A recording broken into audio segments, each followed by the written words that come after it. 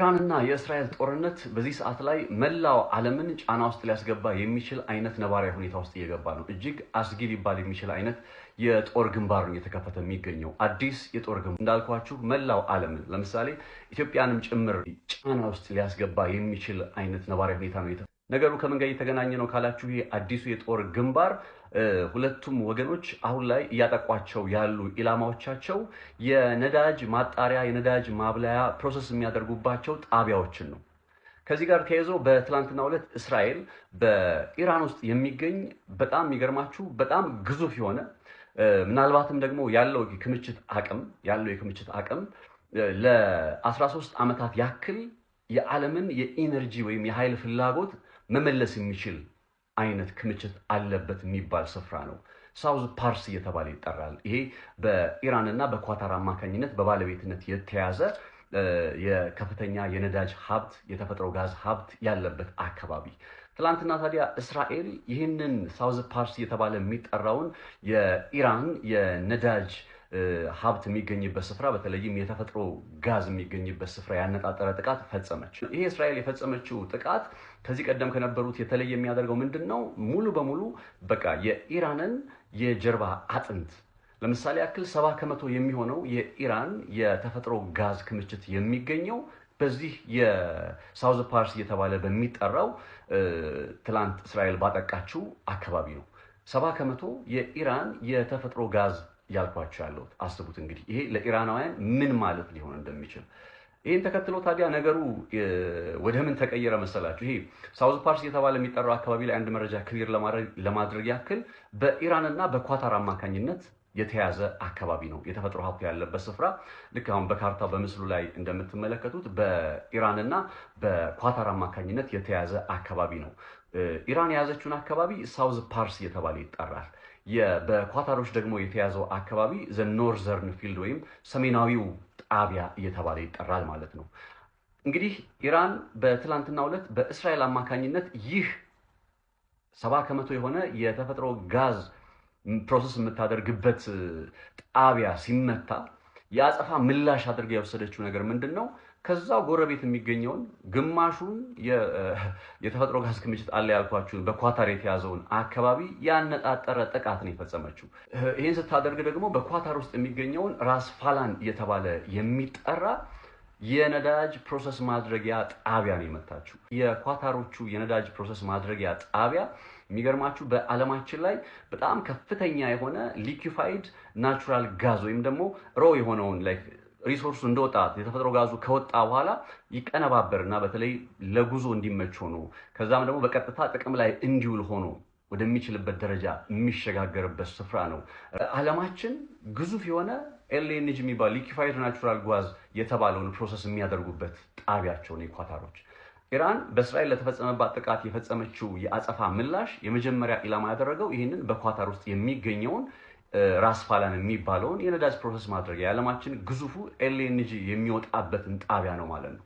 አስቡት እንግዲህ በዚህ ደረጃ በዓለማችን ግዙፍ የሆነ ሀብት ያለበት ስፍራ እንዲህ ሲመታ እንዲህ ሲጎዳ በዓለም ላይ የሚፈጠረው የተፈጥሮ ጋዝ ጥያቄ መልስ ማጣት ጉዳይ እንዴት ጫና ሊፈጥር እንደሚችል ማለት ነው። ነገሩ በዚህ አላበቃም።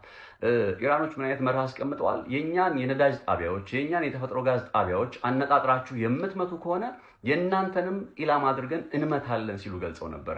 በዚሁ አግባብም ነው እንግዲህ ኳታር ውስጥ ያለውን የመቱት። በኳታር ብቻ አልቆሙም፣ ወደ ሳውዲ አረቢያ ፊታቸውን አዙረው በሳውዲ አረቢያ ውስጥ የሚገኘው አርማንኮም እንዲሁ በዛሬው ዕለት በኢራን የአየር ላይ ጥቃት ደርሶበታል፣ ጋይቷል።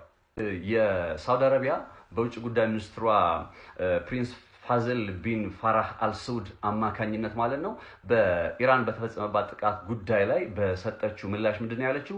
በአስገዳጅ የሆነ ሁኔታ እየተፈጠረ ነው፣ የአጸፋ ምላሽ ለመስጠት የምንገደድበት ሁኔታ እየመጣ ነው። እንግዲህ አቅማችን በላይ ከሆነ ተገደንም ቢሆን በኢራን ላይ የአጸፋ እርምጃ ለመውሰድ እንግዲህ እንገደዳለን ሲሉ ገልጸዋል። ምን ማለት ነው? ኢራንን እናጠቃለን ማለት ነው። ገብቷቸዋል አይደል? ይሄ ደግሞ ሊያመጣ የሚችለው ሌላ ከነዳጅና ከተፈጥሮ ጋዝ ጋር ተያይዞ ሊያመጣ የሚችለውን ጫና አስቡት። ነገሩ በዚህ በሳውዲ አረቢያ አላበቃም፣ በኳታርም አላበቃም። ወደ ሃይፊያም ተመልክታለች ኢራን። በዛሬው ዕለት ከጥቂት ሰዓታት በፊት የተመለከትኩት አንድ መረጃ እንደሚያሳየው ሃይፋ የተባለ የሚጠራው የእስራኤል በጣም ስትራቴጂካዊ የሆነ ከተማ ነው። ከኢራን አንጻር እጅግ በጣም ሩቅ ሊባል የሚችል ነው። በደቡባዊ እስራኤል አካባቢ የሚገኝ የወደብ ከተማ ነው ሃይፋ። ታዲያ እዚህ ሃይፋ በሚባለው ከተማ ውስጥ ምን አለ? የባህር ኃይል አለ። የእስራኤል የባህር ኃይል አለ። በተለይ የኒውክሌር ሰብማሪኖች፣ ኒውክሌር የታጠቁ የእስራኤል ባህር ሰርጓጅ መርከቦች የሚገኙበት ቦታ ነው። ከዛም ማለፍ ሲል ደግሞ የፔትሮኬሚካልሶችም ማዕከል እንደሆነ ይነገራል። በዚህ ሁሉ ላይ ደግሞ ግዙፍ የሆነ የእስራኤል የነዳጅና የተፈጥሮ ጋዝ ማቀነባበሪያ ማብለያ ጣቢያም አለበት ይባላል።